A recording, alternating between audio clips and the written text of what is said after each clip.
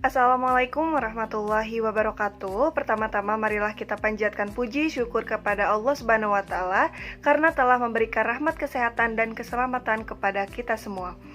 Kami dari kelompok 6 akan mempresentasikan mengenai motivasi dalam organisasi.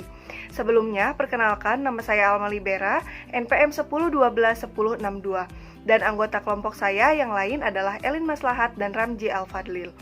Baik teman-teman, langsung saja kita mulai ke sesi penyampaian dan penyajian materi. Di sini kami akan membahas mengenai 7 topik pembahasan, yaitu mengenai yang pertama konsep motivasi, yang kedua dasar-dasar motivasi yang akan disampaikan oleh saya Alma Libera. Selanjutnya mengenai perspektif-perspektif isi pada motivasi dan perspektif-perspektif proses pada motivasi yang akan disampaikan oleh Elin Maslahat.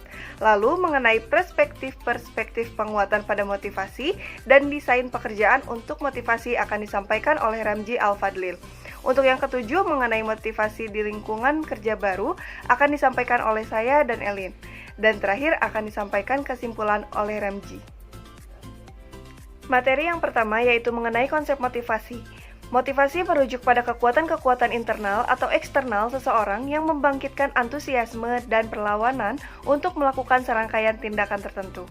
Ada 2 tipe penghargaan.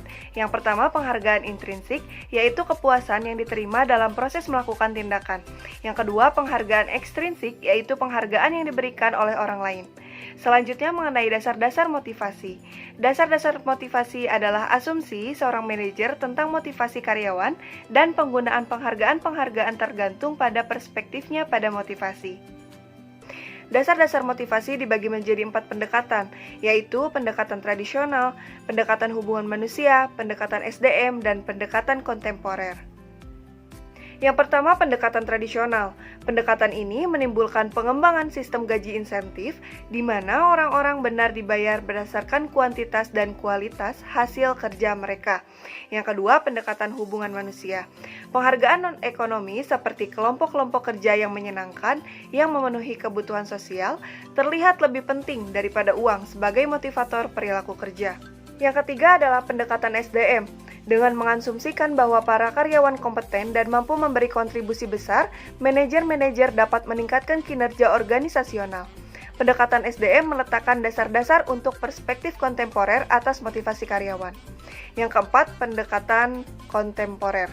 Terhadap motivasi karyawan didominasi oleh 3 tipe, yaitu teori isi menerangkan analisis yang mendasari kebutuhan-kebutuhan manusia, teori proses berkenaan dengan proses-proses pemikiran yang mempengaruhi perilaku, dan teori penguatan berfokus pada karyawan yang mempelajari perilaku kerja yang diinginkan. Materi selanjutnya adalah perspektif-perspektif isi pada motivasi. Teori ini menitik beratkan kebutuhan yang memotivasi orang-orang. Sejauh manajer memahami kebutuhannya seperti pekerja, sistem penghargaan organisasi, dan dapat didesain untuk memenuhi kebutuhan mereka.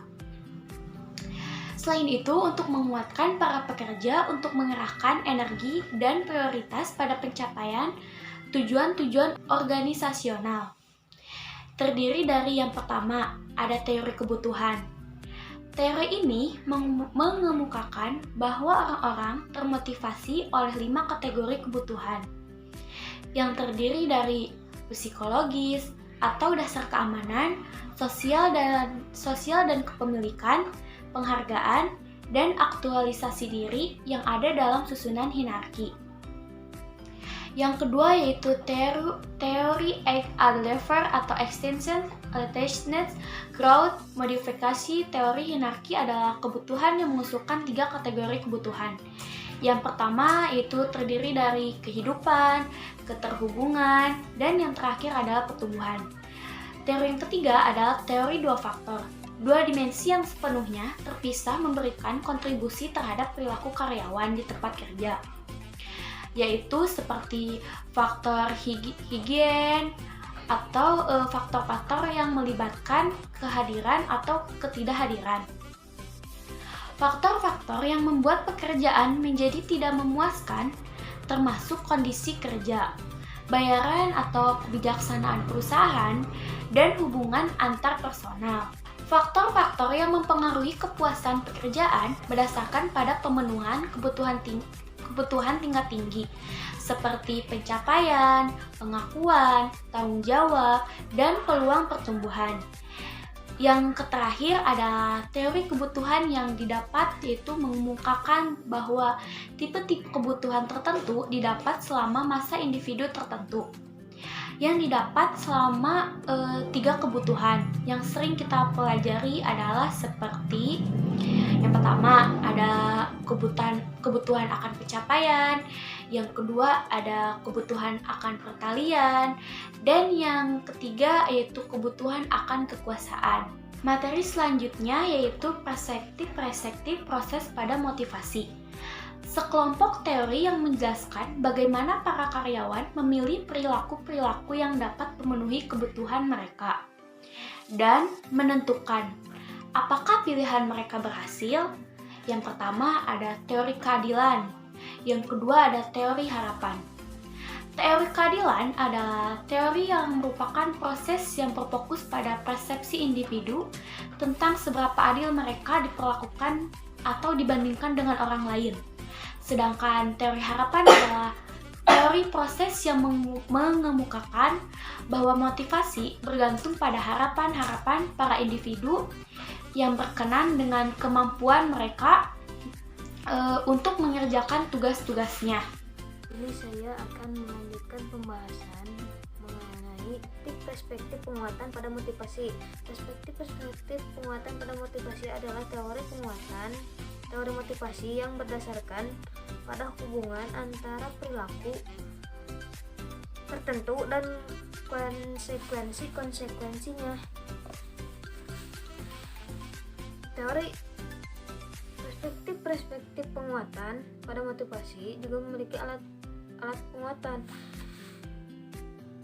Yang pertama yaitu penguatan positif atau positive performance adalah penghargaan atau konsekuensi yang diinginkan lainnya yang mengikuti perilaku memberikan penguatan positif setelah perilaku tertentu akan memotivasi karyawan untuk mempertahankan atau meningkatkan frekuensi dari perilaku tersebut. Seperti contohnya, seorang karyawan dapat pujian dari atasan setelah seorang karyawan itu menyelesaikan buah pekerjaan yang sulit dan peningkatan gaji mengikuti periode kinerja tinggi seorang pekerja. Penguatan positif dapat meliputi percakapan yang hangat, perhatian terhadap kekhawatiran bawahan, dan dorongan untuk segera datang kembali. Kedua yaitu penghindaran atau avoidance atau penguatan negatif. Negative performance adalah kesempatan untuk menghindari atau untuk lepas dari keadaan yang tidak menyenangkan setelah menampilkan perilaku. Sebagai contoh, seorang atasan memiliki kebiasaan mengkritik karyawan yang berpakaian secara kasual. Untuk menghindari kritik tersebut, seorang karyawan berinisiatif rutin berpakaian untuk menyesuaikan selera supervisor atau atasannya tersebut. Karyawan ini dengan demikian termotivasi untuk terlibat dari perilaku yang diinginkan setidaknya dari sudut pandang supervisor untuk menghindari konsekuensi yang tidak menyenangkan dan tidak disukai. Yang ketiga adalah hukuman atau punishment, adalah kerugian atas aksi yang tidak menyenangkan dari seorang pegawai. Hubungan biasanya muncul menyertai sikap yang tidak diinginkan seperti hukuman tersebut. Contoh hukuman sendiri yaitu meliputi teguran lisan atau tertulis, potongan bayaran, kehilangan hak istimewa, pemecatan, dan terminasi. Kepunahan atau extinction adalah menurunkan frekuensi perilaku dengan menghilangkan penghargaan atau konsekuensi yang diinginkan yang meliputi perilaku tersebut. Contoh menurunkan staf yang sedikit dapat mendorong bawahannya untuk sering berkunjung sebagai cara untuk selalu berhubungan dengan apa yang terjadi. Manajer mungkin menemukan bahwa percakapan tidak terstruktur semacam itu membuatnya sulit untuk menyelesaikan pekerjaannya sendiri. Selain alat penguatan juga memiliki skedul penguatan. Di antaranya yaitu skedul penguatan kontinun dan skedul penguatan parsial. Itu desain pekerjaan untuk motivasi. Desain pekerjaan untuk motivasi adalah penerapan teori motivasional pada struktur kerja untuk meningkatkan produktivitas dan kepuasan. Desain pekerjaan untuk motivasi juga terbagi kepada 5, yaitu yang pertama simplifikasi pekerjaan, yang kedua yaitu rotasi pekerjaan, yang ketiga pembesaran pekerjaan, yang keempat pengayaan pekerjaan, dan yang kelima model karakteristik pekerjaan. Materi selanjutnya yaitu memotivasi di lingkungan kerja baru, yang terdiri dari pemberi kekuasaan, dan yang kedua yaitu pemberi arti pada pekerjaan. Pemberi kekuasaan yaitu pendelegasian kekuasaan atau otoritas pada para bawahan. Yang pertama yaitu para karyawan harus menerima informasi tentang kinerja perusahaan. Yang kedua, para karyawan memiliki pengetahuan dan keterampilan yang dapat dikontribusikan untuk mencapai tujuan-tujuan perusahaan. Yang ketiga, para karyawan memiliki kekuasaan untuk membuat keputusan substantif. Dan yang terakhir yaitu para karyawan diberi penghargaan berdasarkan kinerja perusahaan. Yang kedua adalah memberi arti pada pekerjaan. Lingkungan kerja yang baru mengakui bahwa cara untuk menciptakan karyawan yang terlibat dan termotivasi serta memiliki kinerja tinggi tidak terlalu berhubungan dengan penghargaan ekstrinsik seperti gaji dan banyak hal lain yang berkenaan dengan membantu perkembangan lingkungan di mana orang-orang dapat mengalami kemajuan. Untuk kesimpulan, motivasi di dalam organisasi sangatlah berpengaruh sekali karena berfungsi untuk merangsang kemampuan karyawan dan akan terciptanya hasil kinerja maksimal. Motivasi juga berpengaruh signifikan terhadap kinerja karyawan. Maka dari itu, organisasi atau perusahaan harus memperhatikan motivasi tersebut agar meningkatkan kinerja karyawannya. Demikian tadi presentasi dari kelompok kami. Mohon maaf atas kekurangannya dan terima kasih untuk perhatiannya. Wassalamualaikum warahmatullahi wabarakatuh.